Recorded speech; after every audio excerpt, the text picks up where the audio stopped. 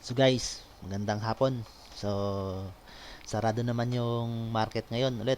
So, ang pag-usapan ulit naman natin kung ano ang bibili naman natin bukas. At ito ay video na ginagawa ko para lamang sa mga small trader at konting kaalaman lamang sa mga gustong magkaroon ng ideya about technical analysis. So guys, kung gusto nyo mapanood ang mga video natin, so subscribe tayo sa channel natin at araw-araw may possible na gumawa ko ng video or may minimum na every 3 times a week gagawa ko ng video na technical analysis about sa mga stock sa market. So guys, ang ginagawa ko lang ng mga stock yung medyo mabababa lang yung presyo. So kung possible, kung makagawa tayo ng mga stock din sa mga medyo matataas yung price ng mga stock, so gawa natin ng paraan yan guys. So ito kasi guys, ginawa ko lamang na video since ako yung nagsisimula pa lamang na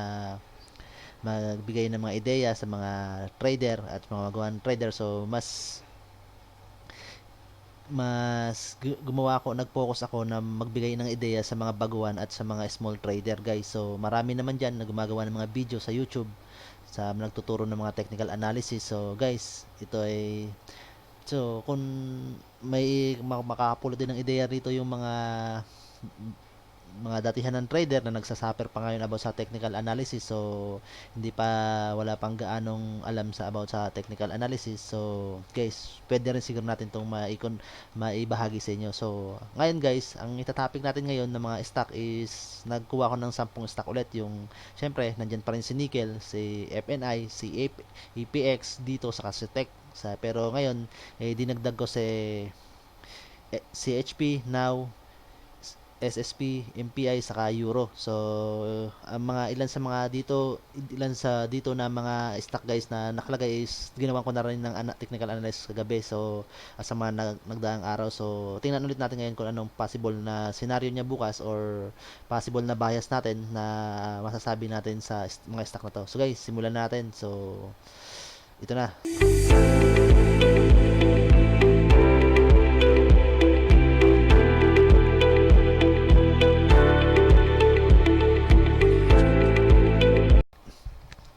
So guys, dito na tayo sa ating Instagram. So simulan natin yung technical analysis sa mga stock na napili natin. So yung mga stock na yun guys is nilagay ko na dito sa watcher na nakuha nito sa Instagram. So simulan natin yung ang technical analysis at simulan natin kay Philippine Stock Exchange Index. So ngayong araw guys, so tumaas si PSE ay tulad ng sinabi ko kahapon, magkakaroon siya ng trend na mangyayari na possible kasi nga itong EDX niya, so between sa above 20 siya at going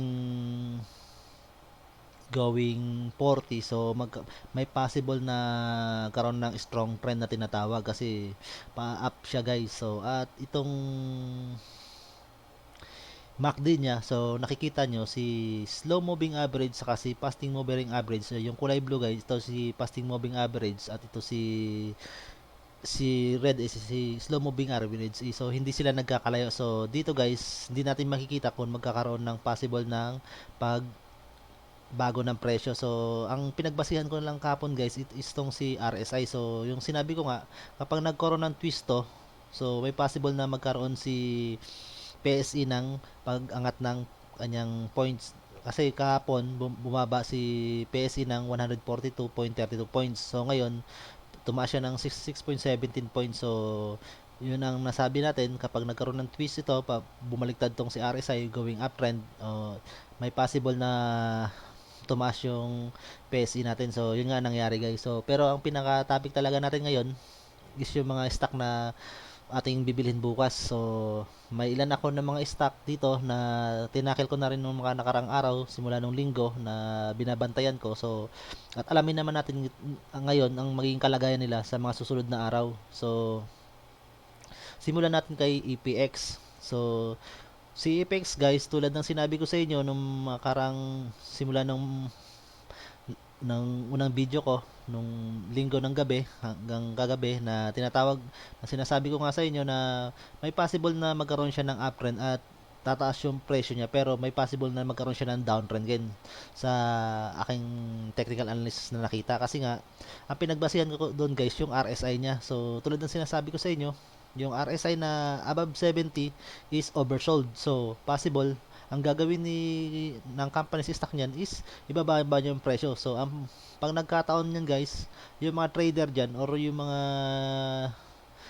investor or something matatawag natin na mga trader lang talaga, yung sa mga weekly daily basis, kasi yung mga investor diyan siguro possible na rin siguro na lumabas na rin ibang investor diyan guys. So kasi above 70 na yung RSI niya. So pag above 70 ang RSI niya guys, so may possible siya na bumaba na yung presyo niya. Pero kung makikita nyo rin naman yung MACD niya, halos wala na rin siyang pinagbabago guys. Si slow moving average at saka si fasting moving average is halos pareho lang yung galaw nila. So hindi sila nagkakaroon ng convergence saka divergence. So pero possible bukas guys, baka magkaroon to ng tinatawag na convergence. So baka lumapit itong si fasting moving average dito kay slow moving average, at yung ADX niya kung mapapansin nyo rin is medyo nag-flatten siya guys, pero above pa naman siya sa 20 at medyo uptrend naman siya, pero may possible na talaga to guys na bumaba. Pero kung bumaba man to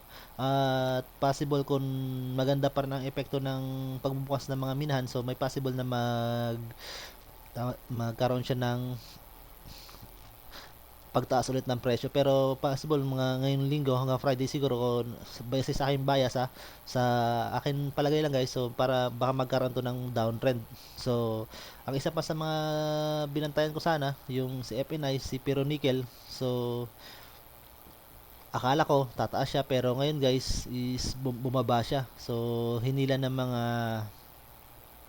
buyer yung presyo pababa. So tumaas naman siya ngayong araw, pero yung mga huling mga oras ng trading is medyo bumaba siya. So tingnan natin yung every 15 minutes na trade niya. So guys, from uptrend siya nang galing guys.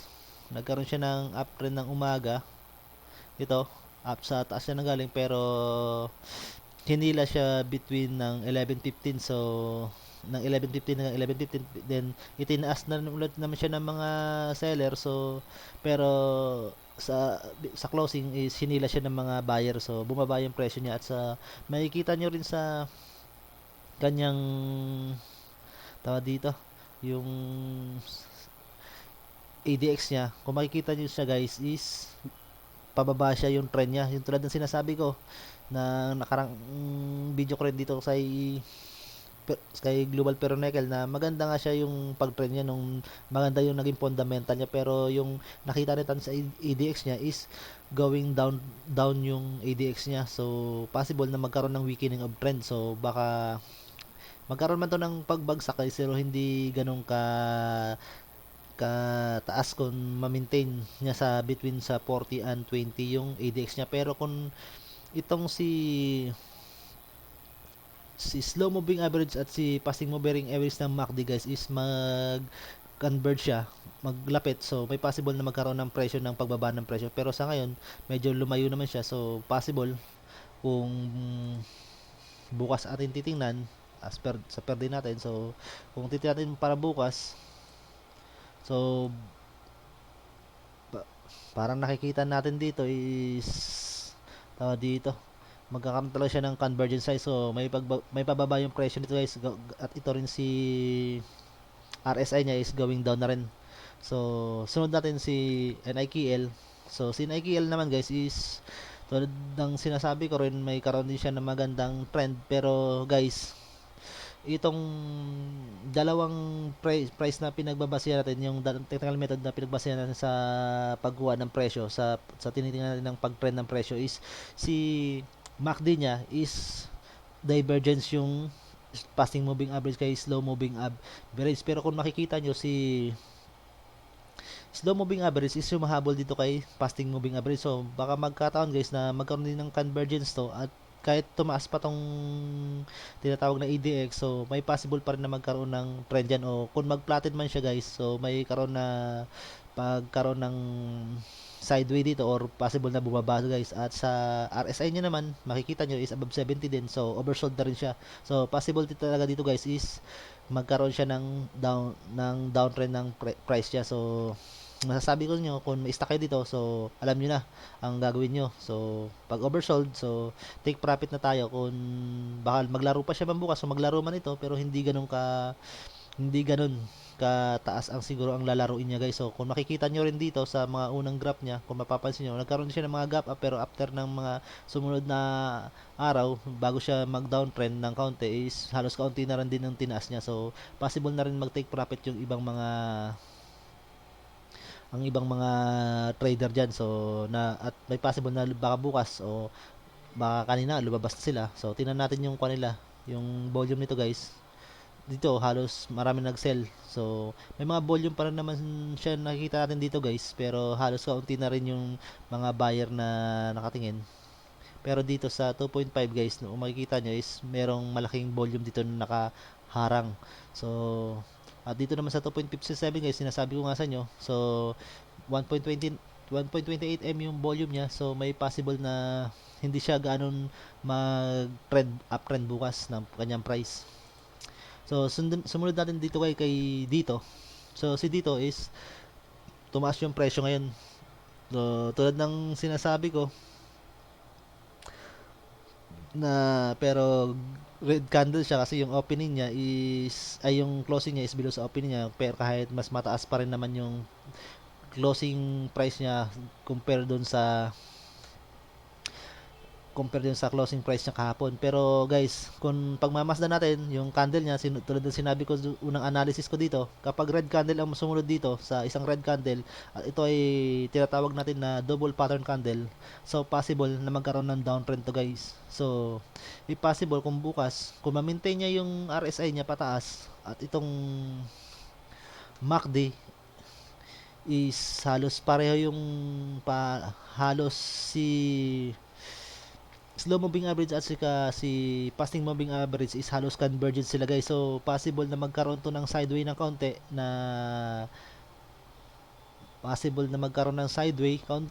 kapag bumaba itong si ADX guys pala at bumaba below 20. So possible na magkaroon dito ng weakening of trend guys. So halos para kung magpa-flatten or possible na bumaba pa yung balas bumaba pa yung presyo nito guys. So yun ang makakakay dito. So possible na hindi siya magandang kuan ngayong linggo na tingnan natin. So sumunod natin guys is si Tech. So wala dito si Tech kasi nandito si SS ay yung ilagay natin. So ito natin si Tech. So hindi rin maganda yung trend ni Tech guys. So possible si Tech halos retracement ang nangyayari. So sa candle may nakikita tayo na double pattern candle guys kay Tech, at yung RSI niya ay going upwards at na-break niya yung RSI 30. So possible na magkaroon siya ng price na pagtaas. Pero kung si MACD, pag nagkataon si MACD guys na itong si fasting moving average at si ay magkaroon ng convergence, pero baka this week magkaroon ng convergence to at ito mag-flatten yung kwan, kahit sabihin natin pataas yung RSI niya. So possible bukas guys na magkaroon ito ng tinatawag na trend, pero magkaroon lang siguro ng sideway kung bukas at green ito guys, at dito yung maging opening niya kung saan siya nag-close at doon siya na ng opening or higit pa. So possible na magkaroon to ng pag-reversal guys na tinatawag. So ito guys, double pattern candle. After ng single pattern candle niya, nagkaroon siya ng double pattern candle na positive. So sana positive ang impact nito guys bukas kay Tech na pag nag-green si Tech bukas guys, ito guys ang bantay natin ng candle dito. So possible na magkaroon ng reversal ng uptrend. So yun ang masasabi ko lang kay Tech guys. So medyo crucial yung analysis natin ngayon sa kanya kasi yung RSI niya is going upward at na-break niya si 30, si RSI 30, at sa yung nagkaroon siya ng overbought na, so sobra nang hawak ng mga siguro trader or mga investor diyan. So sumobra na yung kanila, so possible na to na magkaroon ng reversal na guys. Pero ang nakikita ko sa MACD, so sana magkaroon sila ng convergence agad bukas ng mas aga ngayong linggo. So possible mga bukas o sa Webes, then Friday siguro at next week possible na to na magkaroon ng natawag na reversal guys o uptrend. So yun ang ating unang tinalakay guys na possible na hindi magandang mga stock, kaya tinalakay ko sila na una guys na bilhan natin bukas. So pero maganda pa rin naman ang condition nila guys kasi based sa mga fundamentals nila tulad ni nickel, EPX saka FNI. So inopen yung mining, so possible na under ongoing operation na yan guys. Pero kapalit naman ng ongoing operation nila, so alam nyo na gagastos talaga ang company kasi sa mga tao. Siyempre gagastos sila ng mga materials dyan, saka yung mga manpower, saka yung mga equipment nila or mga ano pa necessities na kailangan nila sa pag-operate ng mining. At dito naman si Tech at saka si Dito guys. So si Dito medyo sana mag-operate na siya ngayong August, yung pang third telco natin. Pero syempre kapalit naman ng operation, so gagastos pa rin naman to guys. So may possible na maganda yung magiging impact sa kanya guys. Pero syempre yung price niya baka hindi maging maayos, yung magiging maganda yung dating sa atin. So guys, puputuloy natin ng video dito guys. So tatalakayin natin sa susunod na video yung about yung sa part 2, yung about naman sa mga possible natin na bukas na pagbibilan. So guys, maraming salamat.